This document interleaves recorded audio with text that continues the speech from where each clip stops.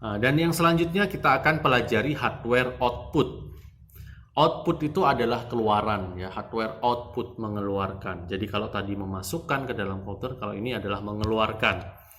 Di sini saya punya 5 hardware output. Yang pertama adalah monitor. Monitor ya, kalau biasanya orang sini bilangnya layar ya. Monitor. Monitor itu fungsinya untuk mengeluarkan gambar. Dia tidak bisa memasukkan gambar. Yang bisa memasukkan gambar itu tadi adalah kamera. Oke. Yang kedua adalah earphone atau biasa orang di sini bilangnya headset ya. Earphone. Earphone berfungsi sama seperti speaker. Dia fungsinya untuk mengeluarkan suara. Ingat, mengeluarkan suara. Apakah speaker dan earphone bisa memasukkan suara? Tidak, yang bisa memasukkan adalah mikrofon atau mic. Oke, yang selanjutnya adalah LCD projector. LCD projector biasanya kalau kalian kemarin dengar pengarahan di lab komputer ya, LCD projector itu digunakan untuk menampilkan layar hingga layarnya itu menjadi lebih besar. Itu yang disebut dengan LCD projector. Nah, dia juga sama seperti monitor mengeluarkan gambar. Yang ketiga adalah printer. Nah, printer ini digunakan untuk mencetak dokumen. Kalau di sana gambarnya untuk mengeluarkan gambar ya, sama. Jadi dia itu adalah berupa dokumen yang dicetak sehingga dia mengeluarkan gambar sesuai yang ingin kita cetak. Itu untuk mengeluarkan gambar. Selanjutnya, nah, ini dia nih yang rada sulit sedikit nih. Persiapkan catatannya semuanya ya. Jadi ini adalah proses di dalam CPU. CPU itu adalah otak komputer ya. Jadi kalau komputer tanpa adanya ini mungkin tidak bisa berjalan ya. Hanya untuk ada layarnya, ada keyboardnya, mouse-nya, tapi CPU-nya yang tidak ada sama aja. Ini semua proses dalam komputer itu dilakukan di CPU. Di dalam CPU di situ ada 1, 2, 3, 4, 5, 6, 7, 8, 9 benda. Ya, tidak hanya 9, sebenarnya juga banyak, tapi ini yang secara umum. Yang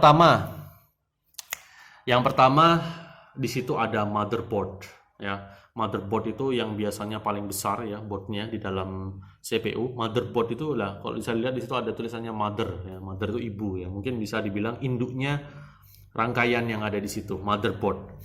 Jadi semua elemen-elemen yang di atas itu ditancapkan ke dalam motherboard. Itu motherboard. Motherboard itu adalah untuk menggabungkan seluruh komponen komputer yang ada di dalam hardware proses seperti itu. Yang kedua adalah prosesor. Prosesor itu bentuknya sekitar sekian ya kalau komputer. Jadi dia adalah otak komputer. Prosesor itu adalah otak komputer. Jadi dia yang bertugas untuk membuat decision atau keputusan di dalam pemrosesan komputer. Yang ketiga itu RAM atau Random Access Memory. Dia itu adalah penyimpanan sementara. Sama seperti layaknya di HP, komputer pasti ada RAM-nya. Biasanya pasti ada RAM-nya. Semakin tinggi RAM-nya, maka kinerja komputer juga akan semakin tinggi, sama seperti HP. Yang selanjutnya ada optical drive. Optical drive itu digunakan untuk membaca CD. Ya, biasanya kalau CD di CPU itu ada CD-nya. Jadi kalau ingin memutar sebuah lagu atau apa di situ atau membuka dokumen yang ada di CD, optical drive ini berperan untuk membaca CD. Ya, yang kelima itu ada hard drive. Hard drive itu hampir sama seperti memori kalau di dalam HP. Jadi hard drive ini biasanya digunakan untuk menyimpan data yang ada di dalam komputer. Nah, biasanya kan kalau ada itu biasanya ada kilobyte, ada megabyte, ada gigabyte, ada terabyte. 1 kilobyte itu ada 1000 kilobyte itu ada 1 megabyte, 1000 megabyte itu adalah 1 gigabyte, 1000 gigabyte adalah 1 terabyte. Terabyte itu istilah untuk 1000 giga. Itu untuk 1 tera. Yang ke-6 itu ada heatsink. Jadi heatsink itu ditaruh di atas prosesor ya. Heatsink itu biasanya digunakan untuk mendinginkan prosesor atau mendinginkan otak komputer ya. Jadi otak komputer itu kalau sedang dia berpikir ya, dia itu panas biasanya.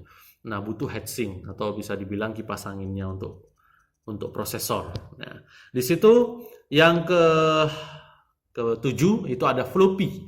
Floppy itu hampir sama seperti flash disk, hampir sama seperti micro SD, dia digunakan untuk penyimpanan eksternal atau penyimpanan dari luar.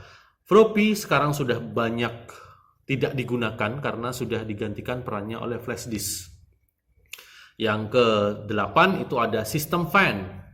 Nah, sistem fan itu adalah sebenarnya bukan semata-mata untuk ngipas ya. Sistem fan itu untuk membuat aliran udara di dalam CPU itu bisa berjalan dengan lancar.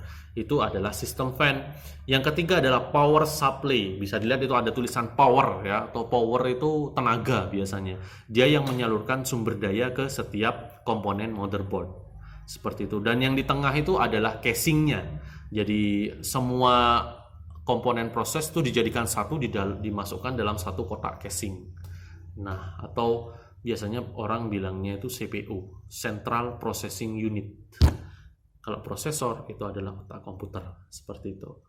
Oke, saya mau semua tadi sudah dicatat. Setelah dicatat, silakan difoto catatannya, kemudian simpan ke Google Classroom. Jangan lupa untuk ditandai selesai. Terima kasih, semoga bermanfaat. Assalamualaikum warahmatullahi wabarakatuh.